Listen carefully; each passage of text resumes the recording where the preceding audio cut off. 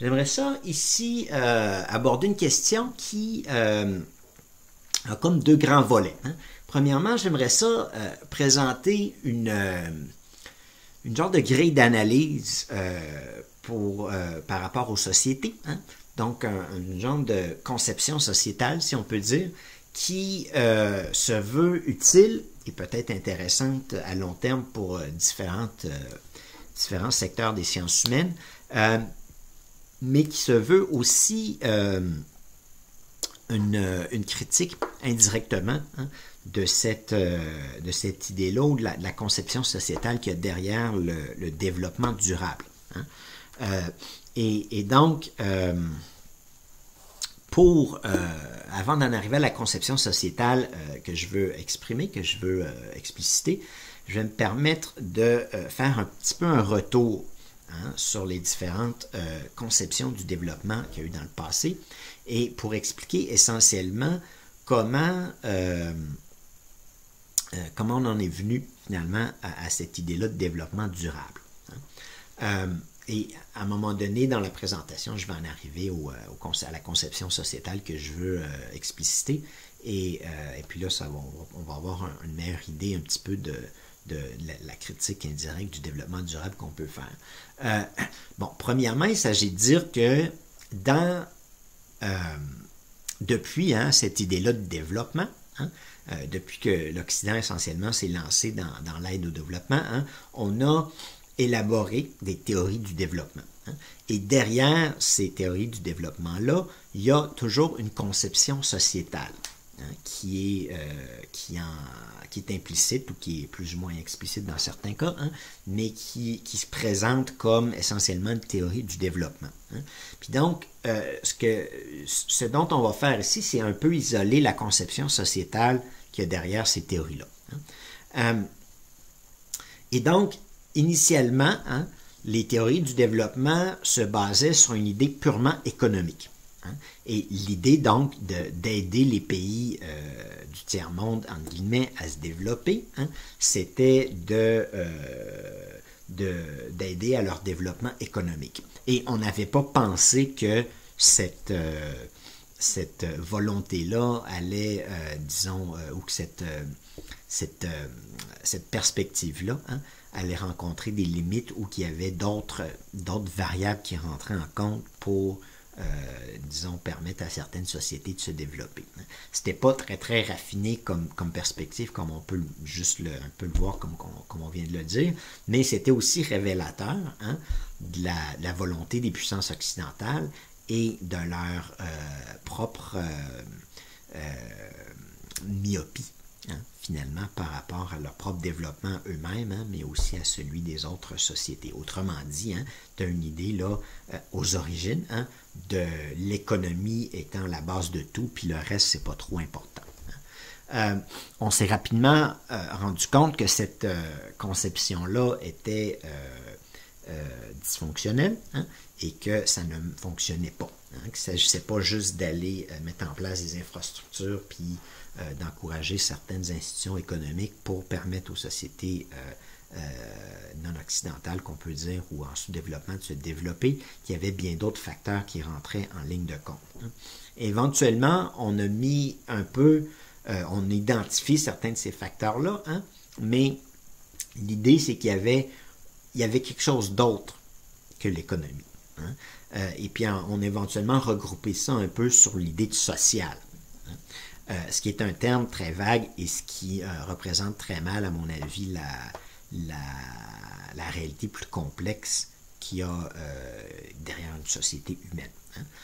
On s'entend que, on avait d'autres personnes qui sans doute avaient une perspective un peu plus saine, un peu plus holistique de c'est quoi une société, mais reste néanmoins que dans ces mouvements-là, cette réduction-là du reste de la société à une dimension sociale fait preuve aussi d'un certain aveuglement, mais est aussi symptomatique justement de l'incapacité des personnes qui mettaient ces conceptions-là de l'avant de réellement comprendre c'était quoi une société, comment les différentes composantes interagissaient entre elles. Et ce qui est un peu ironique, hein, c'est que cette perspective-là a été récupérée hein, par le... je ne suis pas certain qu'il y avait une conception, en fait, tellement claire avec deux dimensions hein, entre le développement durable et le développement économique, mais l'idée, hein, c'est un peu qu'il y avait comme il y avait une catégorie autre. Hein, et puis, le développement durable a récupéré cette catégorie-là, hein, et donc a présenté une genre de conception du développement, hein, puis donc indirectement une conception sociétale à trois dimensions. Hein. Déjà, dans cette idée-là de trois dimensions du développement, il y a un problème. Hein. Bon, cette conception-là, c'était l'économique, le social et l'environnemental. Hein. Mais déjà, il y a un problème qui est que l'environnement, ce n'est pas une dimension de la société. On parle du développement, donc on ne parle pas exactement de la même chose, mais c'est que, logiquement, il aurait fallu dire, hein, il y a l'économique et le social, bon, sans commentaire sur la valeur de cette grande catégorie-là, mais il y avait ces deux dimensions-là, et que ça s'insère à l'intérieur de l'environnemental. Mais au lieu, on a présenté ça un peu avec une idée de triangle, hein, un peu comme si l'environnement était juste au service de la société et le terme lui-même environnement, comme on le sait, hein, plus tard on s'est mis à le critiquer pour dire mais finalement ce terme-là justement est extrêmement réducteur de c'est quoi la nature avec un grand N. Hein, en ce sens que environnement c'est avec une conception utilitariste du point de vue humain, hein, et qu'il y a d'autres conceptions qui vont donner à la nature une valeur en soi et qui ne vont pas la réduire à un simple bassin de ressources pour l'humanité. Donc, mais outre ça, hein, ça c'est quand même un élément important, majeur, qu'on réduit un peu la question environnementale à une genre de dimension de la société. Quand la société, de toute évidence, s'inscrit dans la nature, hein, est un peu comme un sous-ensemble à l'intérieur d'un environnement plus large qui l'englobe. Hein. L'autre élément flagrant, c'est que on a réduit hein, la société bêtement. Il faut quand même se permettre de le dire hein, dans cette conception-là à une entité bidimensionnelle. Hein. Il y aurait juste l'économie puis le reste, ce qu'on appelle social. En passant, mais tu sais, ce mot-là, évidemment, il peut avoir plusieurs sens, mais ici, ce social-là englobe tout le reste. Hein, englobe les conceptions religieuses, spirituelles, éthiques, morales des sociétés, englobe leurs institutions politiques et ce qui gravite autour, la culture politique et les idéaux politiques de ces peuples-là, hein, leur morale politique, si on peut dire, englobe ce que moi-même j'appelle le culturel, puis donc l'éducation, les médias, l'information, la connaissance de cette société-là. Hein, et englobe aussi hein, la dimension sociale dans le sens plus restreint du terme de les mouvements sociaux, la famille, tous les groupes sociaux, les réseaux hein, et les valeurs qui circulent là et les conceptions et les modèles, si on peut dire, hein, ou qui constituent finalement cette dimension sociale-là, hein, dans un sens là ici plus restreint. Autrement dit, on a pris tout ça, hein, puis on a mis ça dans un paquet qu'on a appelé social. Et ce que ça fait comme impression, hein, c'est que au lieu d'avoir une société à, disons, 5 dimensions avec la dimension économique qui est là et qui est quand même fondamentale, hein, qui sert un peu de base à la pyramide sociétale, on a une conception où essentiellement on a l'économie et le reste, mais on a aussi une survalorisation de ce fait-là, hein, de la place de l'économie et une sous-valorisation de ces 4 autres dimensions-là qu'on a fourrées, hein, qu'on a mis dans un fourre-tout qui s'appelle dans le développement durable le social. Et donc, ce que je propose essentiellement ici, hein, c'est qu'on mette cette conception un peu ridicule-là de côté et puis qu'on se dote d'une conception sociétale hein, un peu plus large. Évidemment, ce qui va être proposé ici pourra être redigéré par d'autres personnes, hein, pourra être réanalysé puis pour en déterminer la valeur, mais il y a clairement un pas important à faire dans cette direction-là. Il y a d'autres personnes par ailleurs qui ont déjà aussi réfléchi à cette question-là. La première chose qui ceci étant dit, hein, on va en venir éventuellement à la description de ces 5 dimensions sociétales-là, que je viens un peu d'énoncer ici. Mais avant d'y arriver, hein, je pense qu'il importe de bien situer une société humaine dans des ensembles plus larges. Hein. Et donc, sur un premier côté, hein, si on peut mettre ça un peu comme l'idée qu'il y a 2 colonnes sur une page, hein, d'un premier côté, en bas, tu as la société, hein, mais la société fait aussi partie d'une civilisation, hein, et la civilisation et la société elle-même font aussi partie de l'humanité, donc font partie du monde humain. Hein. Et ces dimensions-là, civilisationnelle et humanité, hein, on pourrait peut-être les qualifier de ce qui relève de l'intersociétal, hein, de ce qui relève de l'insertion de cette société-là avec les autres sociétés qui sont voisines, hein, et qui forment ensuite un grand ensemble de l'humanité sur la Terre. Et négliger cette insertion-là et cet aspect-là, hein, constitue sans doute une erreur fondamentale d'appréciation et de conceptualisation, notamment dans le monde du développement. Le but ici, c'est pas nécessairement de faire une critique des théories du développement, hein, j'ai un peu pris ça comme base pour entrer dans la matière, mais notamment hein, dans ces conceptions-là, l'insertion d'une société du tiers-monde dans un monde néocolonial où on exploite ses ressources constitue un élément important, hein, de sa réalité, et il faut être capable de nommer les choses et de le dire pour bien comprendre quelles contraintes s'imposent à cette société-là. En l'occurrence, hein, ces modèles-là dérivent du Nord et donc dérivent des néocolonisateurs eux-mêmes, donc essentiellement nos pays à nous, et n'ont pas tenu compte du tout de cette dimension-là, hein, ou très peu. Enfin, disons qu'au niveau conceptuel, cette question-là ne figure pas, disons, à l'ordre du jour. Ensuite, hein, la société, la civilisation, l'humanité s'insèrent aussi à l'intérieur d'un écosystème national pour la société, hein, d'un écosystème parfois continental, on s'entend que le terme n'est pas exact, mais civilisationnel pour la civilisation, hein, si on retient ça comme un entre-deux pour l'humanité, et finalement à l'intérieur d'un écosystème planétaire pour l'humanité. Hein. Et donc, ça, c'est l'autre versant de la page. Hein.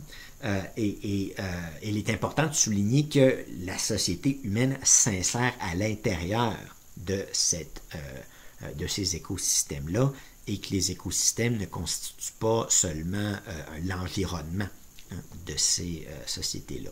Hein. Il y a une dimension qui constitue l'environnement, mais il y a un autre aspect à la nature, ils ont aussi, disons, le droit d'exister en soi, et ils ont des logiques et des éléments là qui peuvent n'avoir peu ou pas de conséquences pour nous, hein, mais essentiellement, c'est dire que l'écosystème n'est pas juste là pour être au service des besoins et de la volonté humaine. Hein. Et donc, à l'intérieur de la nature, avec un grand N, hein, il y a l'aspect, il y a des écosystèmes, il y a bien sûr un ensemble de différentes formes de vie, et il y a, on peut dire, comme une sous-dimension un peu environnement dans le sens de la relation avec la société, mais c'est pas réduire la nature à l'environnement, c'est justement une réduction. Ceci pour dire que, hein, puis là on revient à la société, hein, comme élément de base. La société, donc, je propose, hein, de la définir de la manière suivante, comme une entité à 5 dimensions. Hein.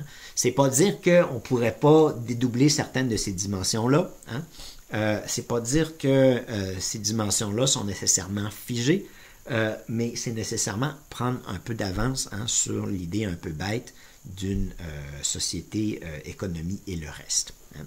Et ces 5 dimensions-là, hein, donc en ordre de, pas exactement comme on pourrait énoncer cet ordre-là de priorité d'une certaine manière, mais c'est pas exactement le cas. On pourrait le regarder, c'est un peu, on pourrait partir de la fondation. La fondation reste quand même en bonne partie l'économie. Hein. Ensuite, on ajouterait la dimension sociale. Hein. Ensuite, on ajouterait la dimension politique, la dimension culturelle dans le sens que j'ai explicité auparavant, puis sur lequel je vais revenir. Et puis au sommet de tout ça, hein, je mettrai la dimension que j'appelle signifiante, donc celle du sens, hein, que cette société-là se donne, sa raison d'être. On va commencer un peu donc par définir ces dimensions-là. Hein. Bon, il y a une question interreliée qui est comment est-ce qu'on les représente. L'idée qui me semble un peu la plus juste, c'est celle un peu d'une pyramide avec une base plus large et puis d'autres éléments qui viennent se greffer et former une pyramide par rapport à ça. Ça illustre d'une certaine manière comment ce qui est au sommet est peut-être plus petit d'une certaine manière, mais il y a une interaction sur le reste de la société. Et comment les dimensions supérieures à l'économie, si on peut les appeler supérieures, se fondent entre autres sur l'économie, mais sont déterminantes finalement dans le chemin que cette société-là va prendre. Ceci pour dire que dans la conception que j'énonce, il y a l'économique, le social, comme je l'ai dit, regroupe un ensemble de choses, d'un côté la société civile, de l'autre la famille, les réseaux d'amis, les conceptions qu'on a des sexes à l'intérieur de entre autres, là, des sexes, puis des différents groupes, puis des classes à l'intérieur de cette dimension sociale-là. Puis essentiellement, se résume un peu au relationnel humain, puis il renvoie plus fondamentalement encore à l'émotionnel humain. Ensuite, encore une fois, en ordre d'importance, on ajoute la question ou la dimension politique. La dimension politique, c'est pas seulement la dimension institutionnelle, mais bien sûr, il y a ça un peu au cœur de tout ça, mais il y a aussi un ensemble d'autres éléments qui viennent se greffer autour, comme par exemple, dans la société, les médias font partie, cette dimension-là, du moins en partie, sont un peu entre deux, entre le culturel puis le politique, mais ont clairement un impact et puis un lien avec le politique. Et il y a d'autres... la société civile en fait aussi partie dans l'autre sens. On peut la classer dans le social, mais elle interagit aussi avec le politique. Et le politique, bien sûr, va décider d'une certaine manière, pas juste d'une certaine manière, mais va décider des grandes orientations matérielles d'une société. Et incidemment, on ne peut pas non plus dissocier ces décisions-là par rapport à une orientation qui est autre, qui relève du culturel, là où il y a la connaissance essentiellement. Donc, toutes les grandes institutions d'éducation, l'université, les cégeps, le secondaire et puis l'éducation primaire, les institutions techniques et professionnelles aussi, bien sûr. Mais là, on parle quand on parle du culturel ici, c'est pas dans le sens du tout des anthropologues en passant, qui est plus large dans leur cas.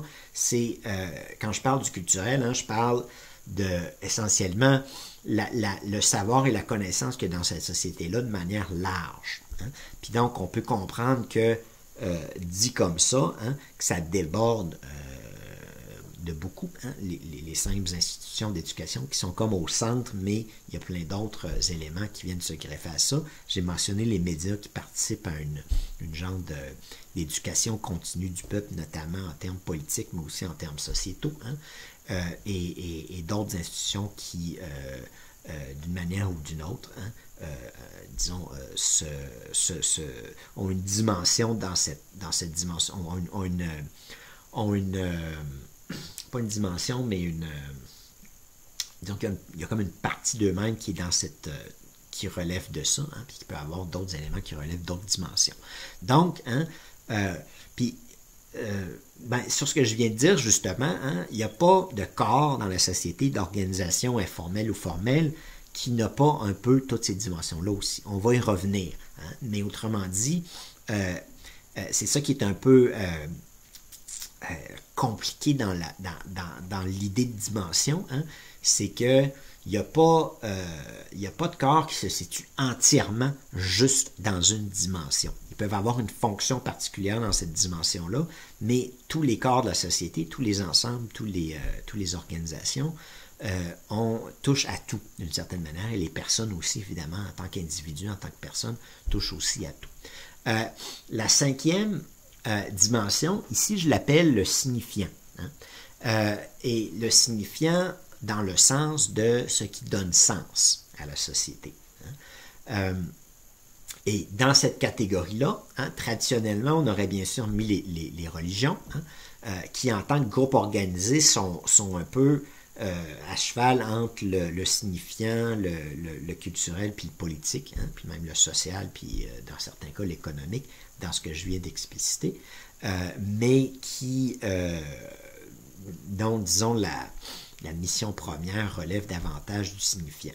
Bien sûr, il y a tout ce qui relève aussi d'une spiritualité un peu hors des institutions, hein, et à l'intérieur aussi, mais à l'extérieur aussi, donc qui relève un peu plus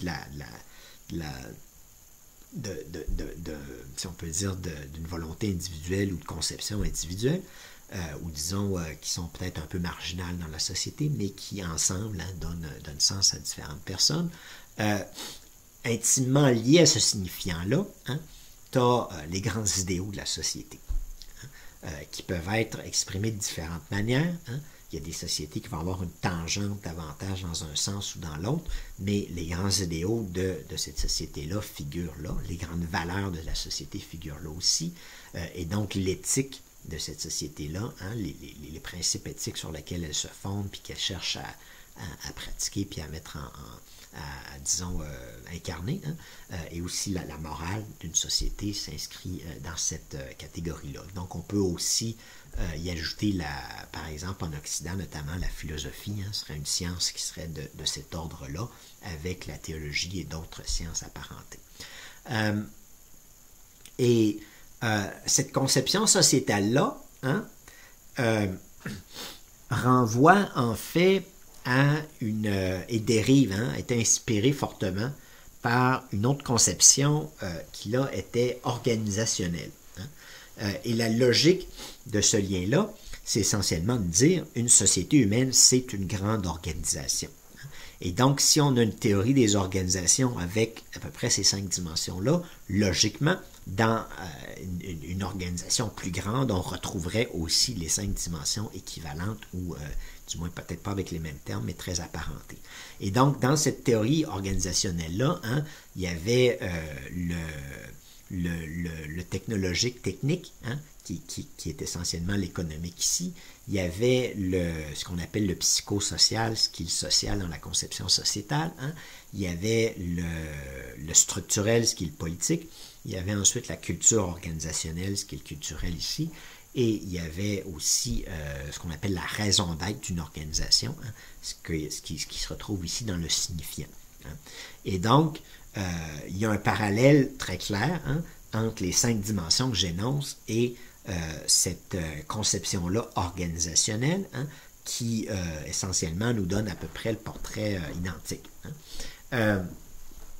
Et là où ça devient intéressant, hein, c'est que on doit se poser la question, finalement, au niveau, si on est en train, autrement dit, un peu de faire une théorie là, verticale, il y a la société, puis d'autres ensembles, l'humanité, puis les civilisations au-delà, hein, mais il y a la société, et ensuite il y a des organisations qui s'insèrent dans les différentes sociétés, ou parfois à cheval entre ces sociétés-là, mais au cœur de tout ça, il y a bien sûr la personne humaine.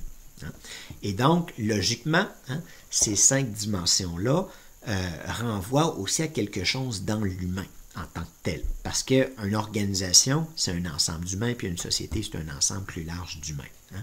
Et donc, ces 5 dimensions-là renvoient finalement à la dimension qu'on pourrait qualifier spirituelle ou philosophique ou éthique ou morale ou comme vous voudrez, ou les valeurs, hein, ou les idéaux des personnes. Hein. Ensuite, le culturel renvoie davantage au mental. Hein. Le politique renvoie à ce qu'on pourrait dire un peu l'organisation, comment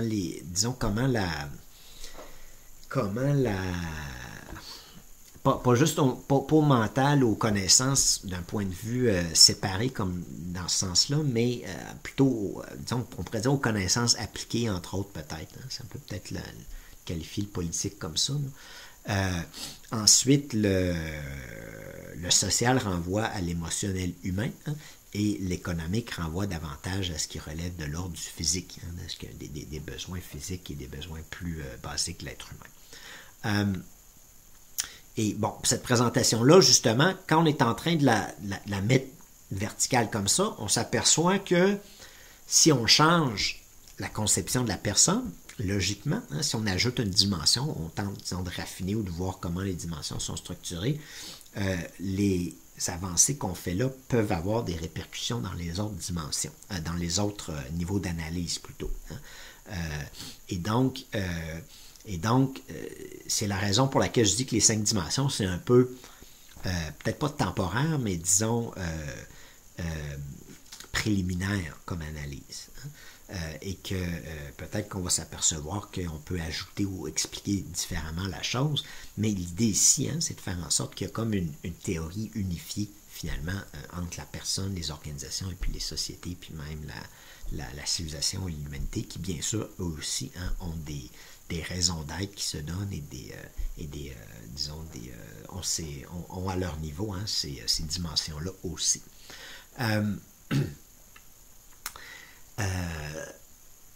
Bon, il y aurait sans doute un ensemble de choses à dire.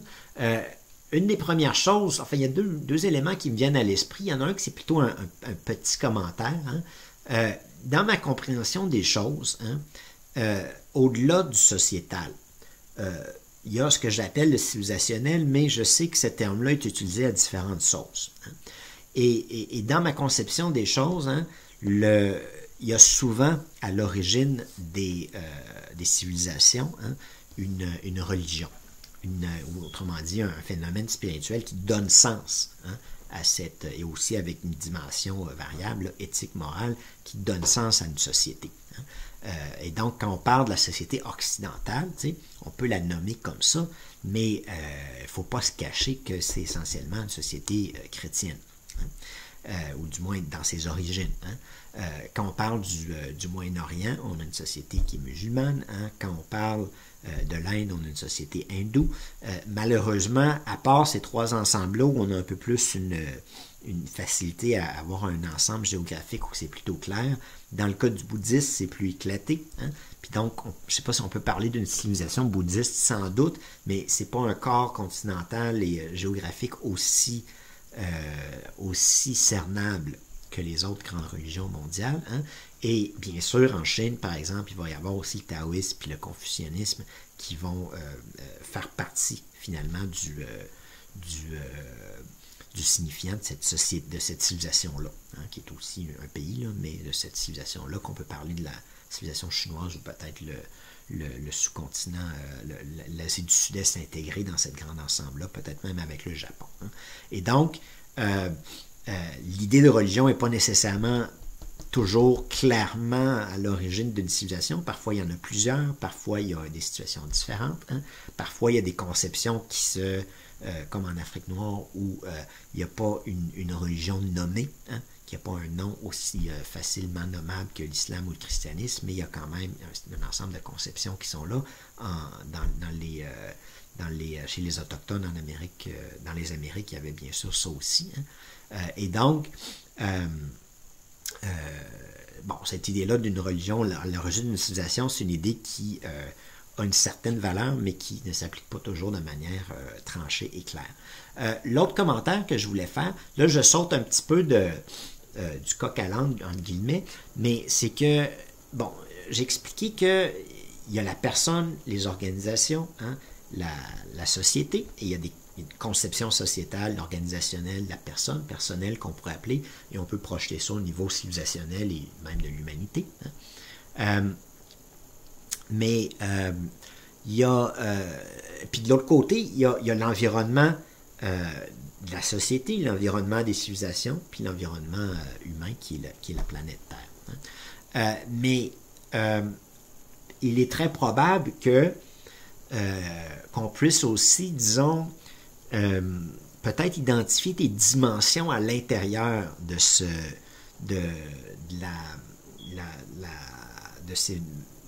variables, de ces divers degrés là, d'écosystème. Hein.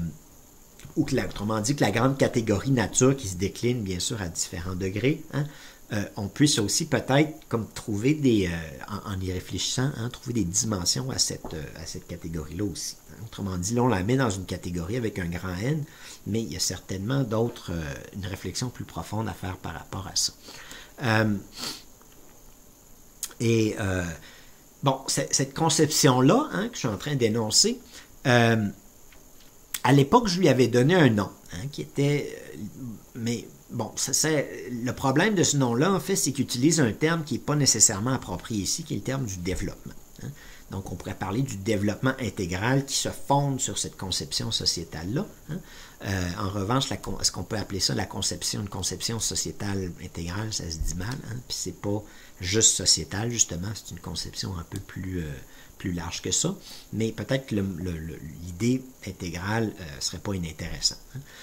Ou du moins que c'est juste une idée comment on pourrait nommer la chose. On pourrait peut-être se rabattre pour faire continuité sur l'idée de développement intégral, là, mais qui tiendrait compte de cet ensemble de dimensions-là. Ceci étant dit, là, ce que je viens de faire, hein, c'est d'exposer cette idée-là, hein, mais ensuite, il faudrait se poser la question, comment est-ce que ça influence notre conception des choses, hein, puis comment est-ce qu'on va utiliser cette grille d'analyse-là, si on peut dire, pour ensuite analyser le monde. Hein. Je vais en arriver à quelques exemples dans peut-être probablement la présentation qui va suivre, si vous me permettez, mais ici, il s'agirait, premièrement, peut-être de souligner certains éléments, hein, qui ont déjà été dits, mais qui sont que hein, ces dimensions-là se retrouvent finalement à tous les niveaux, de la personne jusqu'à l'humanité entière. Hein. Et aussi, comment ces dimensions-là ne sont pas... on ne peut pas scinder une personne en 5 ou en X. Hein. Et donc, une personne intègre toutes ces dimensions-là en même temps. Et une organisation aussi. Et quand on parle de dimension, c'est un peu comme une perspective. C'est comme un angle d'analyse avec un autre angle d'analyse puis un autre angle d'analyse, mais c'est toujours le même objet. Hein. Et donc, ce que je suis en train de dire, c'est que, par exemple, hein, si on prend une institution ou une organisation dans notre société, prenons par exemple nos institutions politiques ou l'Assemblée nationale, hein, cette institution-là, on la classerait plutôt dans la dimension politique, mais en fait, hein, elle a bien sûr, elle a bien sûr une dimension aussi matérielle, hein, économique, elle a une dimension sociale, il y a une réalité sociale à l'intérieur de cette catégorie de personnes-là qui sont là, entre autres, hein, et des travailleurs qui sont là aussi, si on veut prendre l'Assemblée nationale dans le sens plus englobant. Hein. Et il y a bien sûr aussi une dimension culturelle. Hein. Il y a des connaissances qui sont là, il y a une culture d'organisation, et finalement, hein, il y a aussi une question de raison d'être ou de sens que cette organisation-là se donne dans la société. Hein. Et donc, bien qu'elle ait une dimension, qu'elle ait un rôle plus politique par rapport au reste de la société, hein, à l'intérieur de cette organisation-là, on retrouve l'ensemble des dimensions. Hein. Et ce qui fait que la conception que je suis en train de présenter, du moins, il ne faut pas oublier qu'on parle de dimension. Hein. Puis une dimension, ce n'est pas une catégorie tranchée, c'est une perspective essentielle. Ceci étant dit, dans la prochaine présentation, je vais présenter quelques exemples. Hein, mais là, je viens d'en présenter un incidemment, mais je vais en venir à quelques exemples sur... ou peut-être que je peux peut-être le faire maintenant. Du moins, j'en ai un à l'esprit présentement, hein, qui est intéressant parce qu'il nous permet un peu de voir la valeur d'une grille d'analyse comme celle-là. Si on se basait hein, sur une grille d'analyse comme ça pour regarder les sociétés dans le monde et les comparer d'une certaine manière, hein, on en viendrait à la conclusion, sans doute, hein, que puis ça permet là, de faire une critique plutôt forte de ces conceptions panéconomiques que sont le développement durable et les variantes qui sont venues auparavant. Hein. Le panéconomisme, c'est l'idée que l'économie constitue la société, puis donc que la dimension économique, ce serait un peu la dimension principale et essentielle d'une société. Mais essentiellement, hein, si on prend cette conception sociétale-là, on peut ensuite, supposons, se regarder nous-mêmes, hein, regarder l'Occident. Et puis se dire, bon, on a face à nous une civilisation sous-développée d'un point de vue écologique, d'un point de vue environnemental. De toute évidence, elle est en train de tout détruire dans son chemin. Elle n'est pas en train de s'insérer harmonieusement dans l'écosystème de son propre territoire. Puis en plus, elle a répandu par l'effet de la colonisation la destruction ailleurs, hein, faisant de ces États-là des États essentiellement tributaires qui nous envoient des ressources et qui font qu'on a un mode de vie encore plus destructeur. Puis ensuite, on pourrait aussi regarder à l'intérieur des dimensions sociétales. Et peut-être qu'on en viendrait à la conclusion que d'un point de vue signifiant, on est aussi sous-développé par rapport, par exemple, à une société comme l'Inde qui va donner plus d'importance aux questions spirituelles et aux questions, au sens que l'être humain peut avoir sur la Terre. Et donc, on pourrait, on voit déjà qu'avec une conception comme celle-là, on n'a pas nécessairement le bon rôle. Oui, on est économiquement développé, mais un peu au détriment de tout le reste. Bon, politiquement, on est quand même pas mal non plus. On peut penser qu'on est peut-être un peu mieux organisé qu'ailleurs, mais avec une perspective de développement matériel, donc de développement économique. D'un point de vue social, là, ça resterait à débattre. D'un point de vue culturel, on peut penser aussi qu'on a quand même beaucoup de connaissances, qu'on a accumulé beaucoup de connaissances, mais encore une fois, puis ça c'est une autre question qui est intimement liée à ce modèle-là, c'est qu'est-ce qu'on en fait? Puis je vais me permettre de faire une parenthèse là-dessus. Mais avant de la faire, peut-être rappeler comme ça qu'avec une conception comme celle-là, on peut regarder les sociétés bien différemment et se dire, ben finalement, telle société, elle a telle force par rapport à telle autre. Et puis, il faudrait peut-être s'inspirer de ça pour, disons, se développer de manière plus intégrale puis avancer en tant que société. Je prends par exemple l'Inde comme exemple, qui est quand même réputée, puis je pense de raison aussi pour, disons, sa sagesse d'une certaine manière. Et ses conceptions spirituelles aussi qui diffèrent de celles traditionnelles ailleurs. Ceci pour dire que il y a aussi la question de, justement, quelle dimension on valorise. Et l'idée d'un développement économique et l'idée de développement durable aussi survalorise la dimension économique qui est la force de l'Occident. Et donc, quand on projetait cette idée-là sur le monde, puis qu'on en a fait une genre de philosophie avec l'idée de développement durable, justement, on est en train de se dire, tu sais, on est quand même bon. Quand, en réalité, tu sais, on peut aussi se définir comme écologiquement sous-développé par rapport à d'autres pays qui ont malheureusement des fois l'intention d'aller vers ça aussi, mais qui n'en sont pas encore là. Ou par rapport à d'autres sociétés comme Cuba, qui pour différentes raisons ne sont pas écologiquement sous-développées, ou ils sont en harmonie avec la capacité des écosystèmes qu'il y a sur cette île-là, par rapport aux États-Unis ou à l'Europe ou au Canada. Et donc, il y a la question de quelle dimension on valorise à l'intérieur de la société.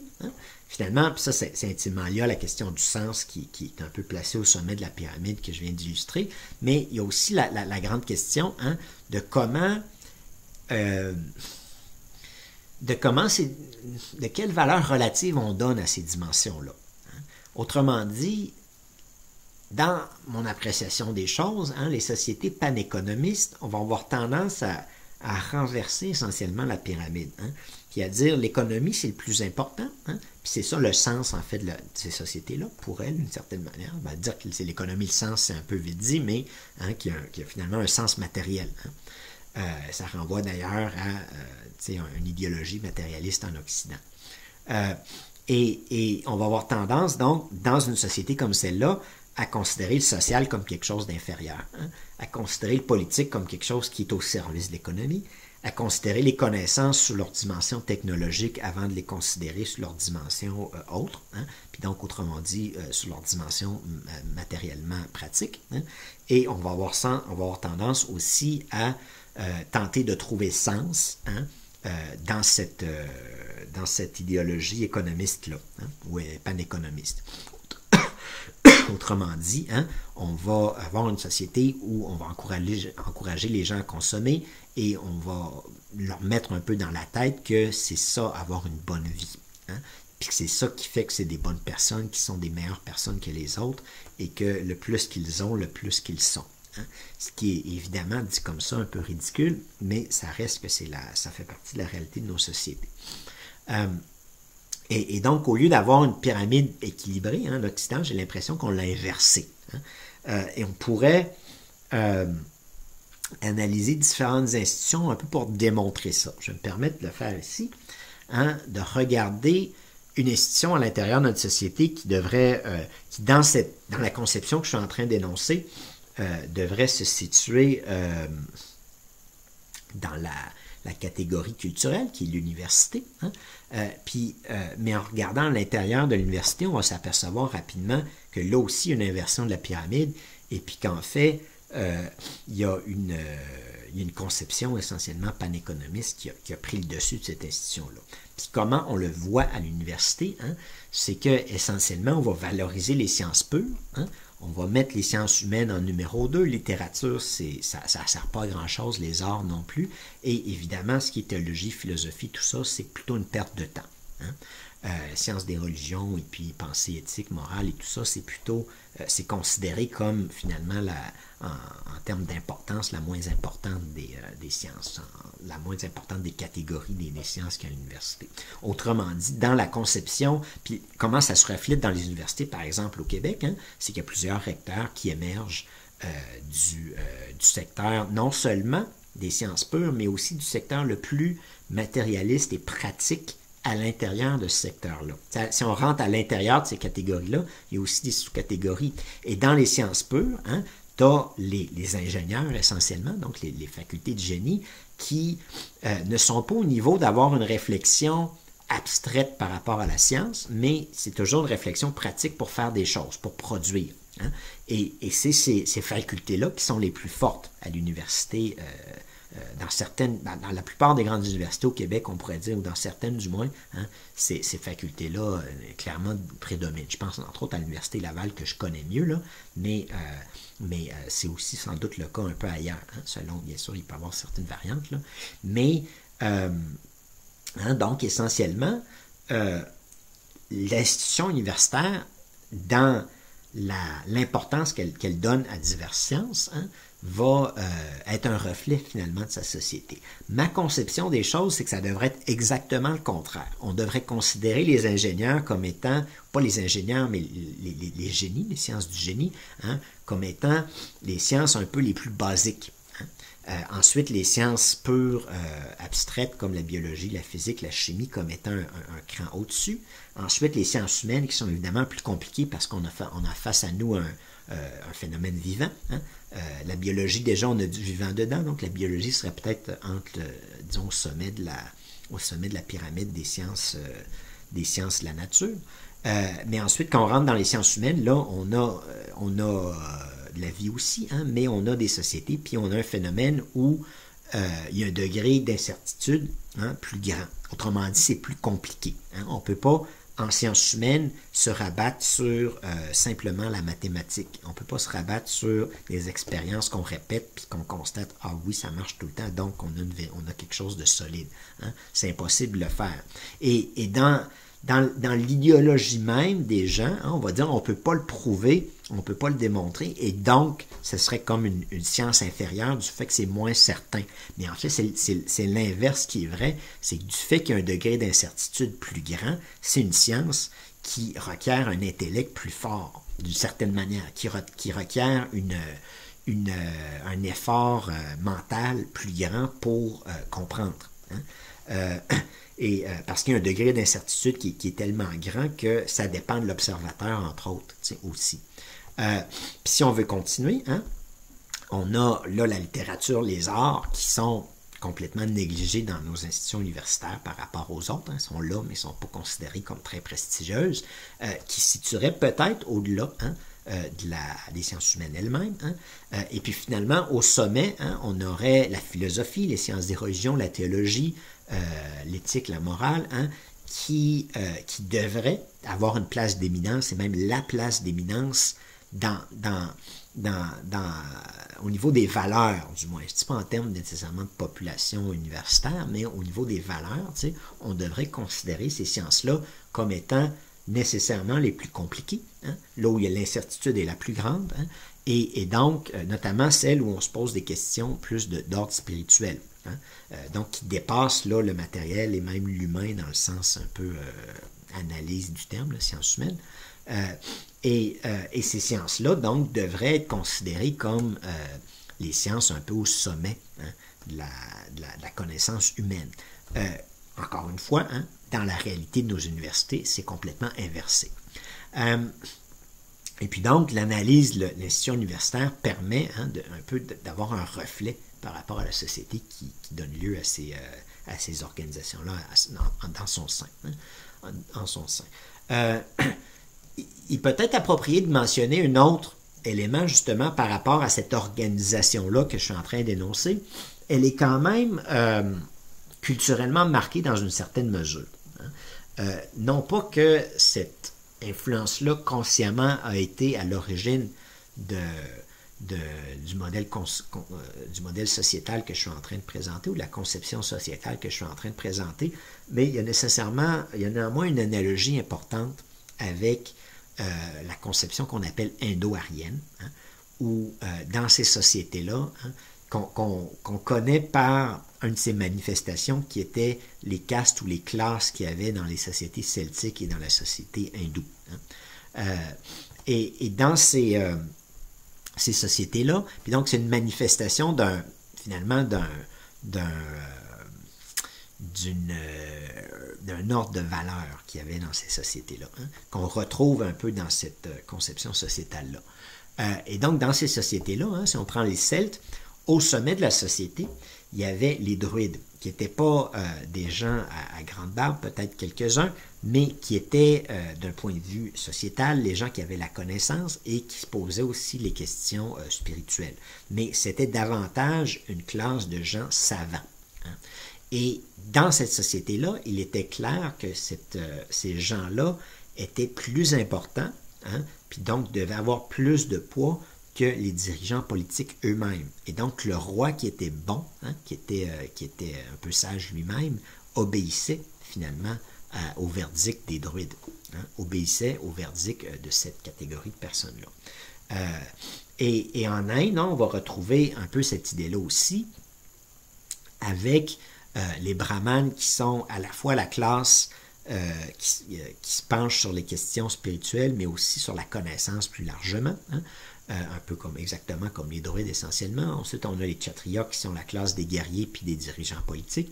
On a la classe des commerçants qui sont la troisième classe. Puis ensuite, la classe des Shudras qui sont les commerçants, c'est les Vaishyas. Et les Shudras sont la classe qui est au service des autres. Puis éventuellement, on peut peut-être ajouter les parias si on veut faire une analyse sociale. Là. Mais dans l'idéologie de cette civilisation-là, il était encore une fois clair que les gens savants avaient prééminence sur les simples dirigeants politiques. Parce que c'est eux qui avaient la connaissance. Puis donc, il faut mettre la connaissance au-delà de la décision, si on peut dire. Le politique décide, mais c'est la connaissance qui doit guider. Et il était aussi clair que ces catégories de personnes-là, ou ces classes-là, ou ces castes-là, étaient au-delà des producteurs, donc des fermiers et des commerçants qui étaient dans les Vaishyas, et que ces trois classes-là étaient aussi plus importantes d'une certaine manière, ou orientaient davantage la société que la classe des Shudras qui était au service, dans l'idéologie que les Hindous ont développée, devait être au service des autres. Bien sûr, je ne suis pas en train de dire qu'on doit revenir à une société de classe, vous comprendrez, une société de caste, mais ce que je suis en train de dire, c'est que dans ces civilisations-là, il y avait une idée de valoriser davantage la connaissance et notamment les gens qui se posaient les questions spirituelles du moins. On ne peut pas dire qu'il y avait nécessairement les réponses, mais au moins qui se posaient les questions. Et dans notre société, on en est venu à faire exactement essentiellement le contraire, ou à valoriser ce qui serait en Inde, les Vaishyas, donc les producteurs et puis les marchands, c'est ce type de personnes-là. Et donc, bon, peut-être qu'inconsciemment, cette conception indo-aryenne-là s'est infiltrée dans la conception que je présente, je ne le sais pas, mais il y a clairement un apparentement. Et ce qui doit être absolument clair ici, c'est que là, je ne suis pas en train de parler évidemment de caste héréditaire ou de classe sociale qui devrait être rigide, mais de fonction à l'intérieur de la société. Puis je ne suis même pas en train de dire que ces fonctions-là sont nécessairement... Oui, il y a des gens qui s'insèrent plus dans une, mais je suis aussi en train de rappeler que ces fonctions-là font partie de l'être humain, hein, puis donc sont des dimensions de la personne elle-même, et que toute personne donc intègre ces diverses fonctions-là. Il y a des personnes qui peuvent peut-être développer davantage un aspect que l'autre, hein, mais essentiellement, un humain équilibré serait un humain qui cherche à comprendre un peu ses faiblesses à l'intérieur de ça, puis à développer ces aspects-là pour devenir plus fort sur toute la ligne. Ceci étant dit, je pense que je vais m'en tenir à ça pour l'instant. Je ne sais pas si je vais faire une autre présentation. J'ai peut-être dit assez sur... comment enfin, il y aurait une multitude d'exemples sur comment est-ce qu'on peut appliquer cette grille d'analyse-là aux sociétés, puis aux organisations, puis aux personnes elles-mêmes. Bon, je pense que j'ai présenté quand même quelques grandes idées qui permettent un peu d'avoir un aperçu de l'utilité de cette conception-là. Et un rappel plutôt qu'un énoncé ou que retomber dans une discussion sur cette question-là, mais évidemment, hein, la conception du développement durable avec surtout sa bidimension économique, sociale, il me semble plutôt évident que c'est évacué, hein, que c'est une conception arriérée, réductrice, qui donne trop de place à l'économie, hein, qui lui donne finalement la grande place à l'intérieur de la société, et qu'il y a donc un piège là, que de retomber sur cette question-là, et qui aussi réduit finalement la nature, qui est comme un autre penchant de la page, hein, qui est l'autre versant de la page, à simplement puis on pourrait même dire que la nature, c'est la page, puis nous, on est un peu l'écriture sur la page. Hein? Il y a d'autres manières de le représenter. Mais ce qui est clair, c'est que dans la conception du développement durable, on réduit la nature, finalement, à sa seule fonction environnement humain. Hein? Et que là-dedans, il y a aussi, évidemment, un piège. Hein? Et donc, peut-être qu'on serait mieux j'ose dire qu'on serait mieux de déclasser cette conception-là et puis d'explorer d'autres conceptions. Ceci étant dit, hein, dans la suite de présentation dans laquelle je vais insérer cette présentation-ci, il n'est pas anodin, hein, peut-être de mentionner comment cette conception-là colle davantage, hein, à une idée institutionnelle où il y aurait une assemblée qui représenterait les intérêts de la société, hein, et une assemblée qui représenterait les intérêts de la nature. Hein. Bien sûr, elle colle davantage à ça, et on pourrait sans doute débattre s'il y a d'implications entre la conception que je suis en train d'énoncer et ces institutions-là, mais clairement, dans son articulation fondamentale, hein, cette conception-là, disons, se retrouve un peu finalement à être exprimée puis à être formulée là, à l'intérieur même du cadre institutionnel pour les institutions politiques. Donc, je pense que je vais me permettre de... Bon, peut-être un autre point que j'ai déjà mentionné, que j'aimerais ça rappeler aussi, sans doute qu'il y aurait une exploration plus profonde à faire de la grande catégorie nature ici, dans ces différentes dimensions. Peut-être qu'il y a d'autres personnes, peut-être qu'éventuellement ça me viendra à moi-même, mais qu'il y a peut-être d'autres personnes qui sont plus habilitées à faire cette dissection-là de la nature, finalement. Hein. Et bien sûr, aussi rappeler comment cette théorie-ci, si on peut dire, hein, pas rame, mais comme on dit, disons qu'elle cherche à ramasser, hein, autant au niveau de l'humanité, de la société, des civilisations, que de la personne humaine en tant que telle. Et donc, une progression ou une distinction qui est faite à un niveau va nécessairement comme se répercuter aux autres, et qu'on peut penser que c'est peut-être, hein, davantage le début d'une conception que la fin. Hein. Et qu'il y aura peut-être des raffinements à faire à l'intérieur de cette idée-là de 5 dimensions notamment, hein, qui pourrait peut-être être davantage nombreuses puis s'exprimer différemment. Mais néanmoins, hein, peut-être que la contribution de la pensée que je viens d'énoncer est justement que logiquement, hein, si ça se retrouve à l'intérieur d'une société en tant que dimension, ça se retrouve aussi aux divers échelons qu'on a énoncé, de la personne aux organisations, à la société, aux civilisations et bien sûr à l'humanité entière. Et donc, que cette logique-là, je pense que celle-là, elle n'est pas très remettable en question. Hein. Bien sûr, il y a des distinctions entre les niveaux, mais il y a nécessairement un lien, hein, entre ces différents niveaux-là. Et aussi, bon, c'est un grand rappel, là, mais quand on parle de la nature, hein, il y a la nature au niveau de la société, on peut parler même de la nature au niveau pour la personne humaine elle-même, hein, mais il y a aussi incidemment, hein, la nature dans le sens continental, entre autres du terme, et un peu plus large même si on veut englober les océans, et bien sûr de la planète pour l'humanité entière. Puis donc la nature se décline aussi, hein, selon le niveau à lequel on analyse la chose. Donc, je pense que je vais m'en tenir à ça et peut-être suivre par certains commentaires s'il y a d'autres choses qui me viennent, mais je pense que j'ai quand même couvert à peu près ce que je voulais couvrir dans la présentation et que d'autres, hein, pourront un peu utiliser cette grille d'analyse-là pour peut-être réanalyser certaines choses à l'intérieur de la société et certaines institutions notamment, et finalement explorer la valeur du paradigme qui vient d'être énoncé.